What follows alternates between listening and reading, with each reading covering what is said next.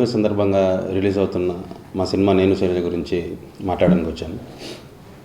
నేను Shailaja it's pure love story with family entertainment and emotions.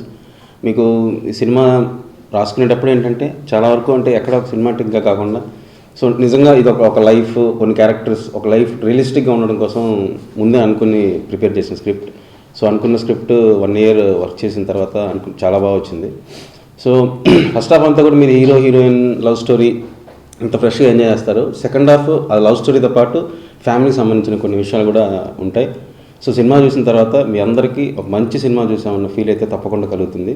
So ఈ సినిమాలో act చేసిన మీ హీరో గారు రామ్, ఆయన స్క్రిప్ట్ విన్న తర్వాత చాలా ఫ్రెష్గా ఫీల్ అయ్యారు. అంటే ఇప్పుడు చేస్తూ వస్తున్న సినిమాల నుంచి ఒక్కసారిగా ఫ్రెష్గా ఉంది నాకే.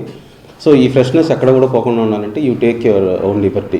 నీకు ఎలాగైతే క్యారెక్టర్ కావాలో అలా చేద్దాం. సో సినిమాటిక్గా ఇక్కడ ఏదో చేయాలి అన్నట్టయితే ఇక్కడ వద్దు, నీకే అదే జస్ట్ నేను ఫాలో అవుతాను, నువ్వు ఎలా చెప్తే అలా అన్నారు. సో ఆయన ఇచ్చిన ఫ్రీడమ్ వల్లే ఇప్పుడు మీరు టీజర్ కానీ ట్రైలర్ కానీ ఇవన్నీ చూస్తే హీరో చాలా ఫ్రెష్గా ఉన్నది, చాలా ఫ్రెష్గా ఉన్న ట్రైలర్ అన్నాను. It's because of freedom given by hero గారు అండ్ శ్రవంతి రవికిషోర్ గారు అండ్ హీరోయిన్. సో హీరోయిన్ ఏంటంటే సినిమాలో హీరోకి ఎంత ఇంపార్టెన్స్ ఉంటుందో హీరోయిన్ కూడా ఈక్వల్ ఇంపార్టెన్స్ ఉంటుంది. సో ఈ శైలజ అనే క్యారెక్టర్ ఇప్పుడు ఒక చూడగానే ఈ అమ్మాయి హీరోయిన్ అనేలా ఉంటే, ఎందుకంటే ఆ క్యారెక్టర్ కానీ ఆ అమ్మాయితో మాట్లాడే మాటలకు కానీ అంత దగ్గరగా ఉండదు. సో ఎలా చూడగానే మన పక్కింటి అమ్మాయి, మనం చూసిన అమ్మాయి, సో మోర్ న్యాచురల్గా ఉంటే క్యారెక్టర్ బాగుంటుంది అనిపించి సో కీర్తిని చూడగానే so she's perfect for the character అనిపించింది. సో కీర్తిని అప్రోచ్ అయ్యి క్యారెక్టర్ ఎక్స్ప్లెయిన్ చేసి, ఎందుకంటే ఎక్కువ మాట్లాడితే మనం అనుకున్నది ఈజీగా తెలిసిపోతుంది. సో ఆ క్యారెక్టర్ అంటే బేసిక్గా అంత ఎక్స్ప్రెసివ్ కాదు. సో అలాంటప్పుడు ఏంటంటే ఆ అమ్మాయి అనుకుంటున్న ఫీలింగ్స్ అన్నీ మ్యాక్సిమం కళ్ళల్లో, సో ఎక్స్ప్రెషన్స్ ద్వారానే మనం తెలియజేయాలి. సో అమ్మాయి చాలా బాగా చేసింది. అండ్ సత్యరాజ్ గారు హీరోయిన్ ఫాదర్ క్యారెక్టర్. ఈ సినిమా హీరో హీరోయిన్ తర్వాత మెయిన్ ఇంపార్టెంట్ రోల్ సత్యరాజ్ గారిది. సో ఆయన కూడా చాలా సెటిల్డ్గా, అంటే మీకు సినిమా చూసినంతసేపు ఏంటంటే ఎక్కడా కూడా ఈ క్యారెక్టర్ పరిధిని దాటి బిహేవ్ చేయడం అలా ఏముండదు అనమాట. జస్ట్ క్యారెక్టర్కి ఏం కావాలో అలాగే ఉంటుంది. సో మిగిలిన క్యారెక్టర్స్ రోహిణి గారు, నరేష్ గారు, ప్రగతి గారు, ప్రిన్స్, శ్రీముఖి, ధన్యా బాలకృష్ణ, హిమజ అండ్ విజయ్ కుమార్ గారు, ప్రదీప్ రావత్ చాలా మంచి రోల్ చేశారు ఇందులో. అంటే రెగ్యులర్గా ఆయన విలన్గా చూసి ఒకసారి మీరు ఇందులో చూస్తే ఆ ప్రదీప్ రావత్ అనే క్యారెక్టర్ కూడా ఒక పాత్రలా ఉంటుందన్నమాట.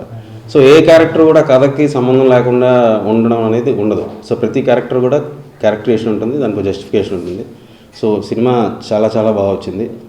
టెక్నీషియన్స్ విషయాలకు వస్తే దేవి గారు, ఆయన big asset for the film. ఇవాళ పాటలు చాలా మంచి రెస్పాన్స్ ఉంది. సో మేము పాటలు అనుకున్నప్పుడు కూడా సరే ఈ సినిమాలో మ్యాక్సిమం పాట అనగానే వీడియో ఉంటే ఒక డ్రీమ్ సీక్వెన్స్ కానీ బ్రోడ్ డూయెట్ అలాంటి ఏమవుతుంది సార్. మ్యాక్సిమం కథతో పాటు ఒక పాట కూడా మనకు కచ్చపడానికి ఉపయోగపడాలి అన్న ఉద్దేశంతోనే ప్రతి పాట కూడా కాన్సెప్ట్తో చేసింది. సో 5 పాటలు కూడా మీ కథలో భాగంగానే ఉంటాయి.